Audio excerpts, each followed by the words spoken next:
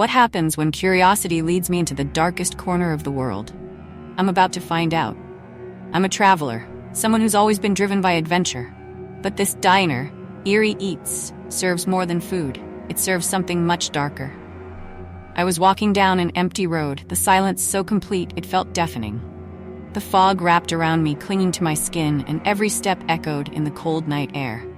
My backpack, heavy on my shoulders, seemed to drag me further into the unknown. The trees lining the road were ancient and warped, their twisted branches forming shapes that looked eerily human in the dim light. Something about this place felt off.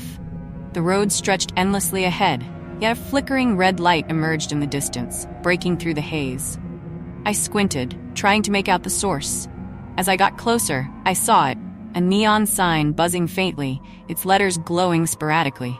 Eerie Eats. The building beneath the sign was decrepit, its once bright paint now peeling and faded. The windows were cracked, their surfaces grimy and opaque. Everything about this diner screamed, "Stay away." And yet, there was something about it, a pull I couldn't resist. Pushing open the door, I stepped inside, immediately hit by a wave of stale air.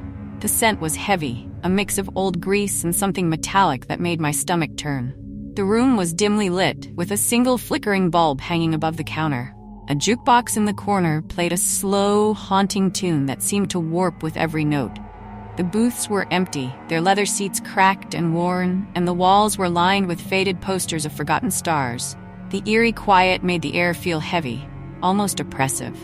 I hesitated, thinking I should turn back, but before I could, I heard a voice. "Can I help you?" I turned to see her standing behind the counter. She was tall, unnaturally tall, with arms that seemed too long for her body. Her pale skin was stretched tight over her face, and her hollow eyes locked onto mine, unblinking. Her smile was unnerving, too wide, revealing teeth that looked sharp enough to cut. For reasons I couldn't explain, I walked to a booth and sat down. My mouth was dry, my heartbeat echoing in my ears. How special," I stammered. She nodded, her grin never faltering, and disappeared into the kitchen. When she returned, she set the plate in front of me with a flourish. The meal looked perfect. Too perfect. The steak glistened under the dim light, the vegetables were arranged like art, and the sauce shimmered like liquid gold. The aroma was intoxicating, almost too inviting. I took a bite, and for a moment it was heavenly. But then the flavor shifted. The taste turned sour, bitter, and metallic, as if something was rotting inside my mouth. My stomach churned violently, and I reached for the water glass, but it was empty. The diner began to change.